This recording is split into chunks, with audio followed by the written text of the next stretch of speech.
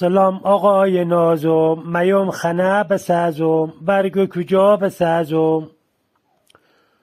برو تی باغ بساز، کنار جاده بساز، قشنگ و ساده بساز. کنار جاده نمیشه پیر جان، اداره راه میگه اینجا خرابی داره، تا وسط باغ تا عقب نشینی داره. پس برو وسط باغ بساز، خانه خوشگل بساز، بدون مشکل بساز. وسط باغ هم نمیشه پیر جان، جهاد کشاورزی میگه مال ماست، هر که خانه بسازه اینجا خطاست. عیب نداره پسر جان، برو پشت باغ بساز، یا خانه خوب بساز، با کگیل و چوب بساز. تو پشت باغ هم نمیشه پیر جان، منابع طبیعی میگه که مال مایه، هر که خانه بسازه عاقبتش بلایه. عیب نداره پسر جان، برو دم رودخانه، خانه محکم بساز، اسکلت آهن بساز.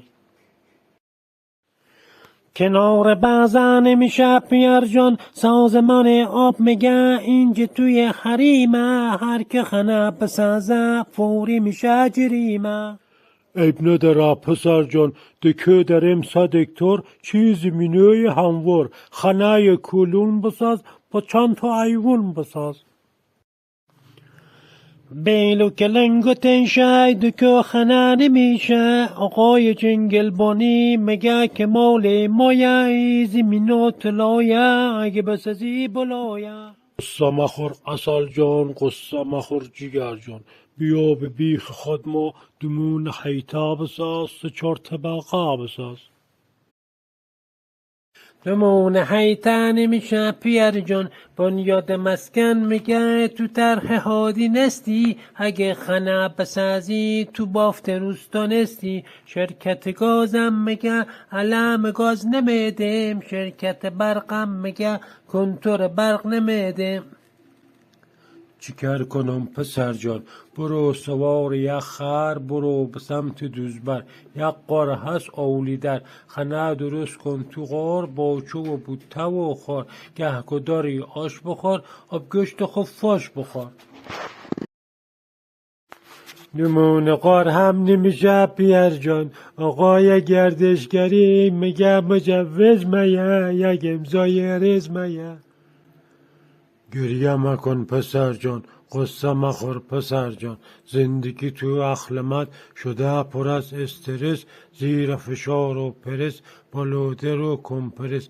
یادش بخیر قدیما، هیچ که به ما کار نداشت، هیچ کسی آزار نداشت، هر که ده هر جامعه است یا خانه خوب مساخت. حالا که ما اسیریم، بهتره که بمیریم. برو به مله زیاد، یا خانه 2 متری خوب و سریع و فوری بگیر و راحت برو، مشغول خواب استراحت برو. سلام آقای قبرکن، یک قبر فوری بکن، الان میم بمیرم، از زندگی مسیرم. مرگ که دردت چیه؟ علت مرگت چیه؟ کرونا داری؟ نه ندارم. سرطان داری؟ نه ندارم. سکته مغز؟ برو بلته. درد گلو؟ برو بلته. درد بدن؟ برو بلته. ظلم ستم؟ دمت گرم. زخم اداری دارم، یک زخم کاری دارم، الان میم بمیرم، از زندگی مسیرم.